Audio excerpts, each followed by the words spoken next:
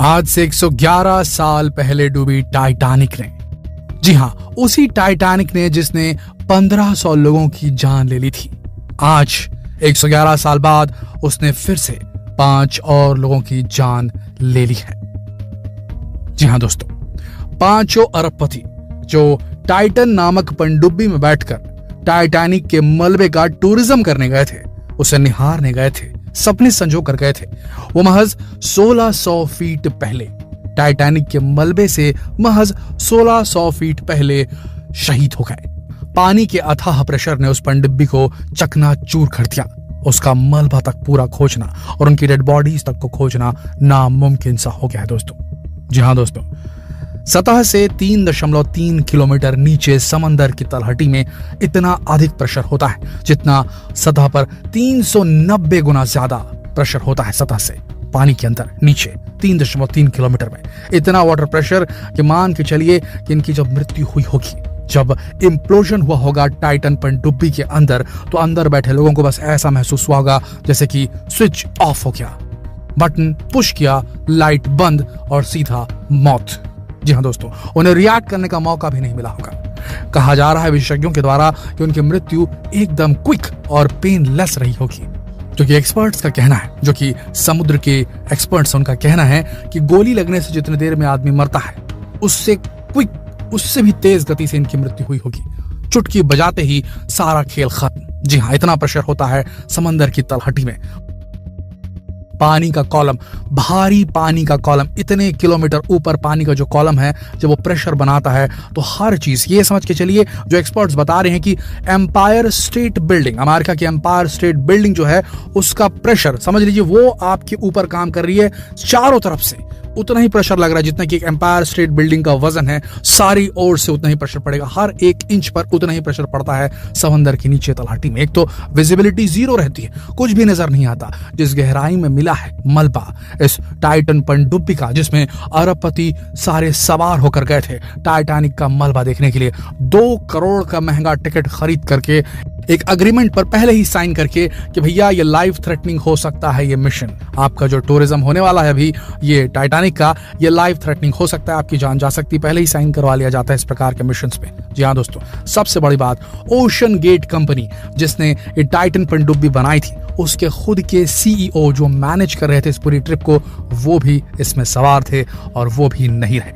Hamish Harding, British businessman, Shahzada Dawood और उनके बेटे Suleman Dawood, Pakistani businessman, Paul Henri Nargeolet, बताया जाता है पॉल हेनरी का शॉर्ट फॉर्म में नाम PH उन्हें बुलाया जाता था प्यार से, और पॉल हेनरी जितना टाइटैनिक के बारे में जानते थे शायद ही कोई और जानता था। ये उस टीम में भी शामिल थे जिसने टाइटैनिक के मलबे को 73 साल बाद, डूबने के 73 साल बाद खोज निकाला था। तो इन्हें टाइटैनिक का हर एक कोना पता था, फिर भी ये अपने आप को बचा नहीं सके। स्टॉकटन रश, वो व्यक्ति जिसने ओशन गेट कंपनी में CEO का काम किया, जिसके मार्गदर्शन में ये जो टाइटन पनडुब्बी थी उसमें अरबपतियों को जगह देकर उन्हें घुमाने का पूरा जो है जिम्मा दिया गया था, वो भी खुद नहीं बच सके। और आपको बता दें, remote operated vehicle vessel horizon के माध्यम से समंदर के अंदर डाली गई, और रिमोट ऑपरेटेड व्हीकल जो था उसने टाइटैनिक के मलबे के आसपास जब खोजना शुरू किया तो सबसे पहले उन्हें मिला टेल कोन। जो टाइटन पनडुब्बी जिसके अंदर अरबपति बैठे हुए थे उसके पीछे का हिस्सा टेल कोन मिला।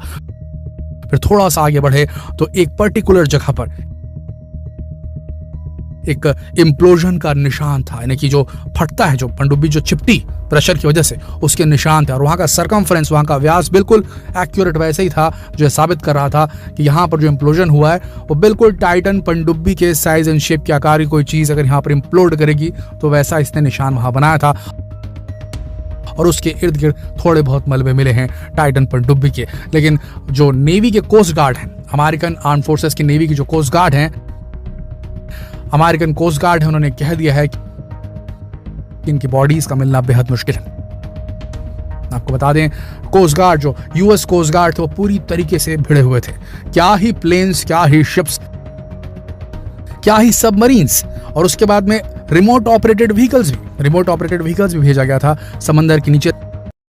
10,000 स्क्वायर किलोमीटर के एरिया को छाना जा रहा था इनके द्वारा, और उसके बाद 72 घंटे के बाद अब जाके मिला है सबूत कि वो 5 लोग अब नहीं बचे होंगे।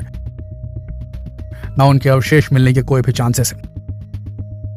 दोस्तों, अब इसके बाद एक बड़ा प्रश्न चिन्ह लग गया है समंदर के अंदर इस प्रकार का टूरिज्म कराने वालों पर। इस प्रकार का टूरिज्म जिसमें जान का जोखिम होता है। दुनिया जानती है कि समंदर की जो गहराइयां वो बेहद खतरनाक है और यहां का एक्सप्लोरेशन अगर करना है तो ये सिर्फ बड़े बड़े देशों की बड़ी बड़ी नेवीज की सबमरीन ही कर सकती है, जिनके पास में ट्राइड एंड टेस्टेड वेसल्स होती हैं, पनडुब्बियां होती हैं।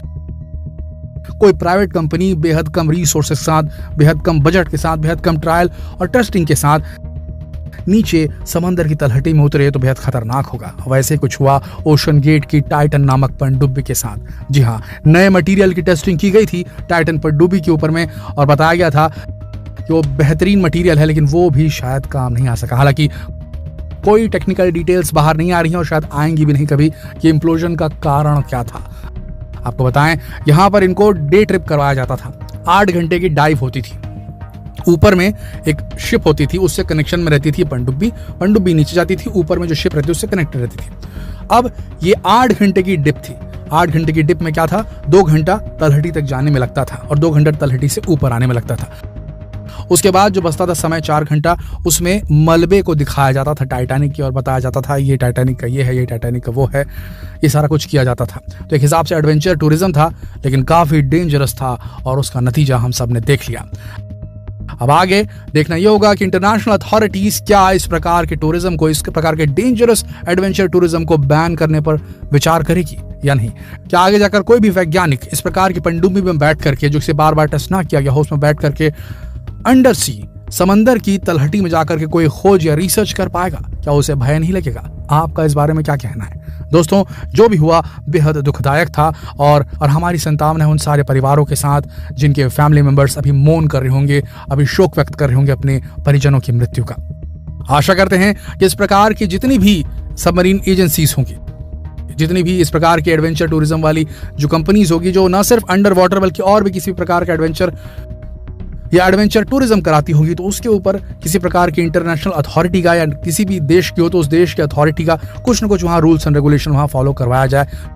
जिस तरीके से लोगों की जान को खतरे में डाल करके इतनी मोटी रकम 2 करोड़ रुपए पर पर्सन टिकट ली थी उन्होंने, क्या हुआ, क्या मिला उन्हें? तुरंत मौत हो गई। जी हाँ दोस्तों, तो इनके ऊपर लगाम तो कसी जानी बेहद जरूरी है और एक मापदंड, एक मेजर्स, एक होना चाहिए इसके ऊपर रूल्स एंड रेगुलेशन कुछ ना कुछ, तभी इनको अलाउ करना चाहिए। इस पर आपका क्या मत है, क्या कहना चाहेंगे आप? नीचे कमेंट सेक्शन में लिखकर जरूर बताएं। जितना हो सके इस वीडियो को शेयर करें फेसबुक पर, व्हाट्सएप पर, यूट्यूब पर। जल्द मिलते हैं आपसे अगले वीडियो में। तब तक के लिए आप सबका इस वीडियो के अंत तक बने रहने के लिए दिल से धन्यवाद।